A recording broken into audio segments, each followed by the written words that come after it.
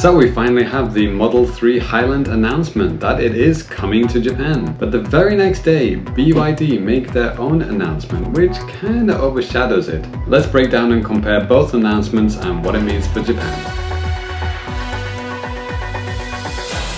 So let's start with the good news. The Model 3 Highland is coming to Japan, and it has a whole bunch of super cool features. So you've probably already seen the car wow breakdown and things like that. So just a very quick recap of what is different about the new Model 3. First of all, we have the new exterior design with the new headlights. So the seat improvements are a huge thing for me. The ventilated front seats are fantastic, and they are very much needed for Japan because Japan gets very hot and sweaty. It's summer right now when I'm recording this, and let me tell you, it gets pretty hot. So the steering wheel is kind of touch and go with me. I'm glad that they kept the circular design. They didn't force people to have the yoke or anything, but the yoke elements, the buttons, indicator buttons, is not something that I'm really looking forward to. But I'm glad that they put the horn as like a central big button. I'm glad that they didn't have the little tiny horn button, which I think was a kind of ridiculous design decision with the Model S Plaid. But the absolute A-class, amazing, fantastic new feature they added is the rear screen display. That is huge. Not only that, you can actually pair Bluetooth headphones to the back seat monitor. So that means, you know, the kids in the back, they can just listen to their Netflix or Disney Plus, completely independent of what's happening up front. So the main negative thing for me was the not adding the auto frame. I was kind of disappointed. I thought this would be the, you know, ideal opportunity to show off their first ever auto frame. So here's the crazy thing. One day after the Model 3 Highland was announced for Japan, BYD had their own announcement. BYD announced their first electric K car will be coming to Japan this month,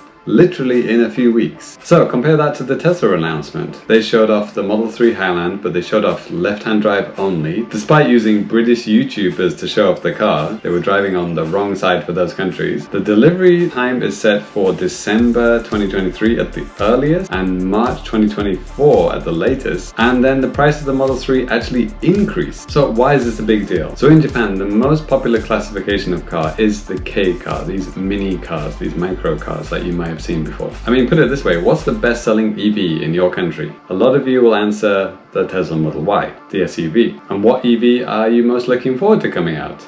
A lot of you might have answered the Tesla Cybertruck. The Model Y is not the best-selling car in Japan. It's not even the best-selling EV in Japan. The best-selling EV is the Nissan Leaf. And the best-selling smaller electric car is the Nissan Sakura, which is a K car. Nissan do have their own SUV with the Nissan Ariya, but I know for sure that the Nissan Sakura will end up being the best-selling electric car in Japan. So the Sakura sells for 2.5 million yen, which is just under $17,000, and the BYD Dolphin, which is coming out in a few weeks, will sell for about 2.3 million yen, which is around about $15,000. So yeah, super aggressive price point, right? The BYD Dolphin price that I quoted is actually not the official price, but that is round about what it's going for in China, and it'll probably be priced around about that when it comes to Japan in a couple of weeks. So yeah, very aggressive price, and it's coming out this month. So let's look at the specs. So they have a standard and a long range version called the Dynamic and the Premium. The Dynamic, the basic version, has a range of 410 kilometers and 0 to 60 in 12.3 seconds. The Premium version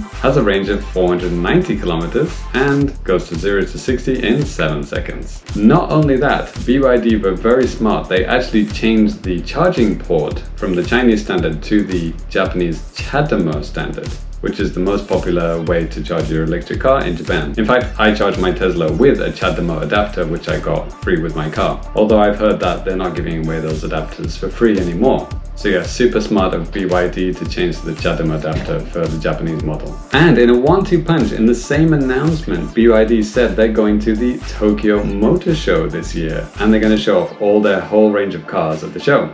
Doesn't sound like such a big deal? Well, what if I tell you there are only 3 foreign manufacturers going to the show?